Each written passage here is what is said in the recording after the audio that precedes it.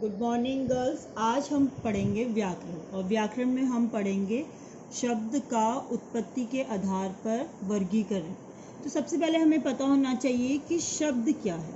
शब्द यानी वर्णों का सार्थक समूह। वर्ण क्या होते हैं? हमारे स्वर और व्यंजन, उनका सार्थक। सार्थक मतलब मीनिंगफुल, जिसका कोई अर्थ हो, उनका समूह। तो शब्द तब बनता है जब उसका कोई अर्थ होता है। जैसे कि सूरज, सूरज शब्द हमें मालूम है कि सन को सूरज कहते हैं, परंतु अगर मैं कहती हूँ जरसू तो इसका कोई अर्थ नहीं है, निरर्थक शब्द है। तो आज हम देखेंगे कि शब्द का उत्पत्ति के आधार पर किस प्रकार से वर्गीकरण किया जाता है। तो उत्पत्ति के आधार पर शब्दों के 5 प्रकार से वर्गीकृत किया गया, यानी कि बांटा गया है। पहला है तत्सम, तद्भव, देशज जिसको देशी भी बोला जाता है, विदेशी जिसको आगत यानी कि आया हुआ और विदेशज शब्द भी कहा जाता है, और 5वां है इनका संकर। तो सबसे पहले हम बात करते हैं तत्सम शब्द क्या होता है। तत्सम, तत् माने उसके, सम माने समान, यानी कि उसके समान। किसके समान? यानी कि संस्कृत भाषा के शब्द होते हैं, वो शब्द जिनकी उत्पत्ति संस्कृत भाषा में हुई है और वो उसी रूप में हिंदी भाषा में उपयोग में आते हैं। जैसे कि दंत यानी कि दांत जिसको हम कहते हैं, उच्च, क्षेत्र, अग्नि, कार्य, ये सब तत्सम शब्द हैं। आपने सुना होगा, जैसे देखा भी होगा, सरकारी अस्पताल में लिखा होता है दंत चिकित्सालय, वह उच्च पद पर आसीन है, इस क्षेत्र के विधायक का यह नाम है, अग्नि बहुत तेज जल रही है, वह अपना कार्य समाप्त कर चुका। तो ये सारे तत्सम शब्द हैं जो कि संस्कृत भाषा में भी इसी रूप में उपयोग में आते हैं और हिंदी भाषा में भी उसी रूप में उपयोग में आते हैं। किसी भी प्रकार का कोई परिवर्तन नहीं होता। फिर हम बात करते हैं तद्भव। तद यानी उससे बना हुआ। अब उससे यानी कि संस्कृत भाषा से बना हुआ शब्द, यानी कि वो शब्द जिनकी उत्पत्ति तो संस्कृत भाषा में हुई है, यानी कि वो पैदा तो संस्कृत भाषा में हुए हैं, उनका जन्म संस्कृत भाषा में हुआ है, परंतु कुछ परिवर्तन के बाद वो हिंदी भाषा में उनका उपयोग हो रहा है।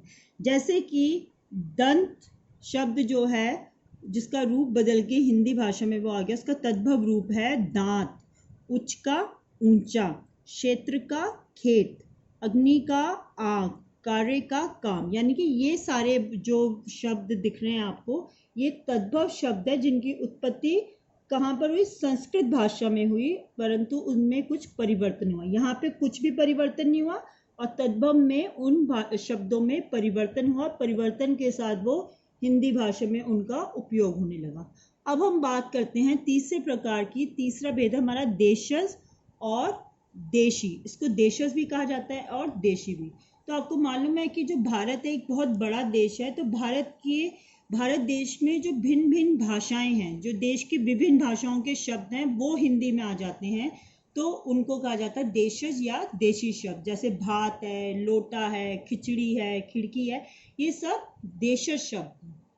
फिर हम बात करते हैं चौथे प्रकार की। चौथा भेद है विदेशी, जिसको आगत भी कहा जाता है, विदेशज भी कहा जाता है। विदेशी मतलब विदेशी, जो हमारे देश के बाहर का हो। आगत मतलब आया हुआ, यानी कि बाहर से आया हुआ। विदेशज माने जो विदेश में जन्मा हो। तो यानी हमारे देश में जितनी भाषाएं बोली जाती हैं, उन भाषाओं के अगर शब्द आएंगे हिंदी में तो वो देशज होंगे। अगर उन भाषाओं के शब्द आएंगे जो हमारे देश के बाहर बोली जाती है, अरबी, फारसी, अंग्रेजी, तुर्की, पुर्तगाली, इनके जब शब्द हिंदी भाषा में आते हैं तो हम उन्हें विदेशी शब्द कहते हैं। जैसे अंग्रेजी भाषा के बहुत से शब्द आते हैं, जैसे आप कहते हैं ट्रेन, पेन, डॉक्टर। अब राहगीर है, वो फारसी भाषा का शब्द है, तोप तुर्की भाषा का शब्द है।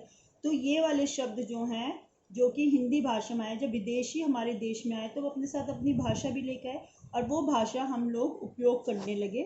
तो ये जो है, ये विदेशी या विदेशज शब्द कहलाते हैं, जो कि हिंदी भाषा में बोले जाते हैं। इसके अलावा भी पहले 4 ही रूप माने जाते थे, परंतु अब इसका 5वां रूप भी माना जाता है संकर। शब्द भेद माना जाता है उत्पत्ति के आधार पे संकर। इसमें क्या होता है? जिसमें 2 भिन्न भिन्न भाषाओं के शब्द मिलाकर एक शब्द बनता है। जैसे रेल, गाड़ी। अब रेल आप देखिए, रेल इंग्लिश का शब्द है, गाड़ी हिंदी का शब्द है, परंतु रेलगाड़ी बहुत आराम से हिंदी भाषा में उपयोग हो रहा है। सील बंद, सील शब्द जो है वो आपका अंग्रेजी का शब्द है, सील्ड करना, सील करना, ठीक है।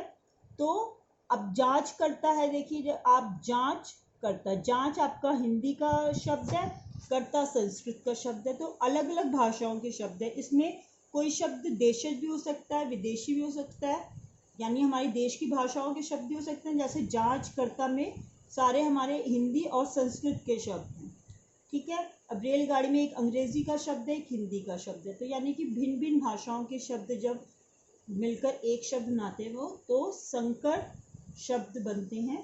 तो ये हमारा है उत्पत्ति के आधार पर शब्द भेद, तत्सम, तद्भव, देशज, विदेशी और संकर। आशा है आपको अच्छे से ये समझ में आया होगा।